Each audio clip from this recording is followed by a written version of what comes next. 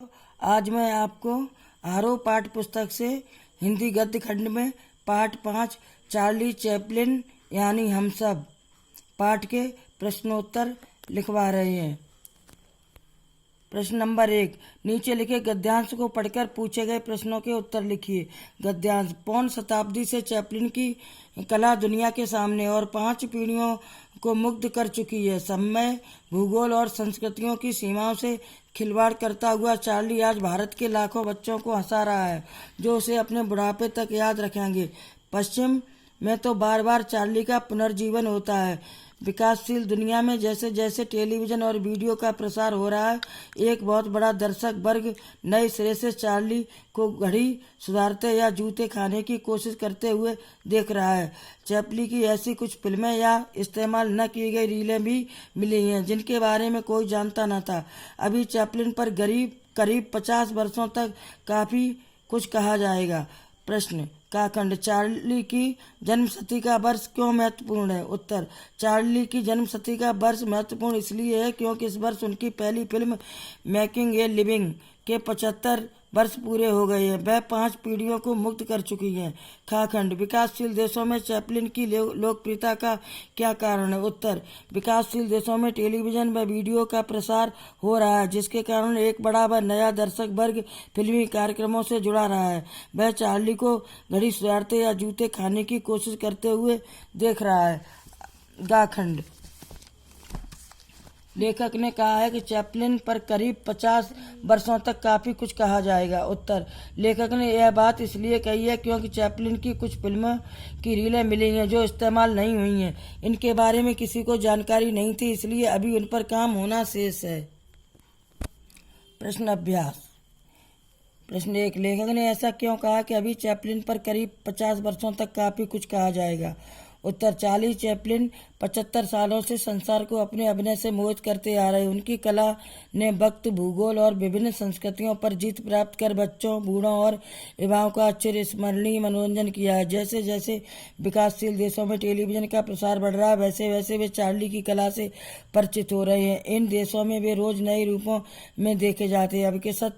अविकसित या अल्प विकसित देशों में अभी टेलीविजन और वीडियो का प्रसार होना है। हो सकता है इस दशा के आने में 50 साल लग जाएं। अतः लेखक ने ऐसा कहा, जब तक संसार के सभी देशों में चार्ली की फिल्में नहीं फिल्माई जाती, तब तक उन पर लिखे जाने की संभावना बनी रहेगी। अगला क्वेश्चन: चैपलिन ने न सिर्फ कला को लोकतांत्रिक बनाया, बल्कि दर्शकों की वर्ग तथा वर्ण व्यवस्था को तोड़ा। इस पंक्ति में लोकतांत्रिक बनाने का और वर्ण व्यवस्था तोड़ने का क्या अभिप्राय है? क्या आप इससे सहमत हैं? उत्तर: चार्ली चैपलिन एक ऐसे अनूठे व्यक्ति थे जिनकी फिल्मों को देखकर मंदबुद्धि, पागल तथा वैज्ञानिक एक बराबर रस ले सकते थे। अपनी प्रतिभा के बल पर उन्होंने न सिर्फ फिल्म कला को लोकतांत्रिक बनाया, दर्शकों की वर्ग तथा वर्ण व्यवस्था को भी तोड़ा। लोकतांत्रिक बनाने से अर्थ सभी के अपने स्तर पर मनोरंजन करने से है। उनकी कला में सभी स्तर का जीवन होने लोकतांत्रिक व्यवस्था का परिचालक है। वर्ग तथा वर्ण व्यवस्था को तोड़ने का अभिप्राय है कि उनकी फिल्में समाज के प्रत्येक वर्ग, चाहे वह उच्च वर्ग हो, मध्य वर्ग हो अथवा फिर निम्न वर्ग, सभी के लिए होती थी। सभी वर्गों से संबंधित व्यक्ति समान तौर पर उनकी फिल्मों से रसानुभूत करते थे। चार्ली से पूर्व हर वर्ग के लिए उनके स्थानुसार फिल्में बनती थी अथवा बनने के बाद वर्ग विशेष की ही होकर रह जाती थी। अगला क्वेश्चन: लेखक ने चार्ली का भारतीयकरण किसे कहा और क्यों? गांधी और नेहरू ने भी उनका सानिध्य क्यों चाहा? उत्तर: करुणा व हास्य के तत्वों का मेल चार्ली चैपलिन के व्यक्तित्व की सबसे बड़ी खासियत थी, जिसके जोर पर उन्होंने अपने देश की सीमाओं को लांघकर विश्व भर के लोगों के दिलों में जगह बनाई। भारत भी उससे अछूता नहीं रहा। यहाँ के प्रयोग धर्मी निर्माता, निर्देशक तथा अभिनेता राज कपूर ने आवारा, श्री 420, अनाड़ी, मेरा नाम, जोकर फिल्मों में करुणा व हास्य के तत्व का जैसा सामंजस्य स्थापित किया है, वह चार्ली का भारतीय करण ही था। चार्ली ने अपने पूर्वजों तथा स्वयं के जीवन के कट अनुभवों से इतना सीख लिया था कि प्रत्येक मनुष्य दूसरे को विदूषक के रूप में पसंद करता है।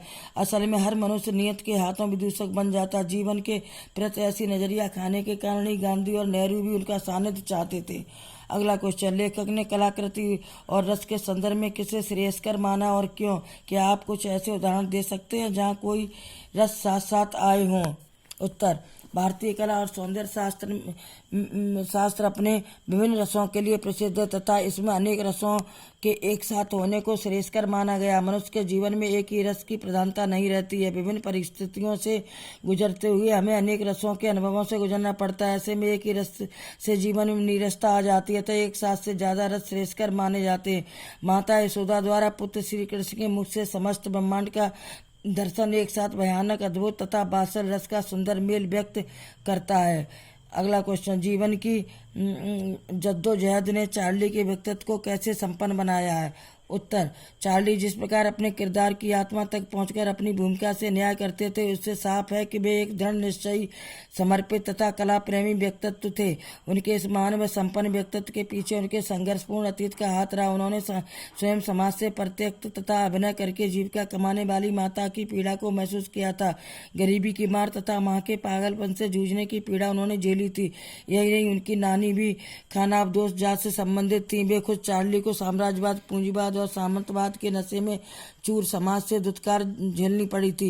इन्हीं कठिन परिस्थितियों से गुजरकर चार्ली एक घुमंतु चरित्र बन गया था जो आज तक लोगों के जेहन में ज्यों का त्यों विद्यमान है।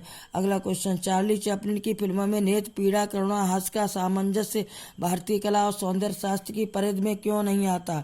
उत्तर, बेशक भारतीय कला और सौंदर्य शास्त्र में विभिन्न रसों का समावेश तथा उसमें एकाधिक रसों का एक साथ आगमन शुभ माना गया। रामायण तथा महाभारत जैसे ग्रंथों में एक साथ एकाधिक रसों का सामंजस्य पर उनकी व्याख्या एक ही रस के अनुसार की गई है। भारतीय संस्कृति में करुणा, त्रासदी और हास्य को भिन्न भिन्न संदर्भों में व्यक्त किया गया। उदाहरणतः हमारे यहाँ करुणा सद व्यक्तियों के लिए है तो हास्य का योग पर संताप से प्रेरित रहा है।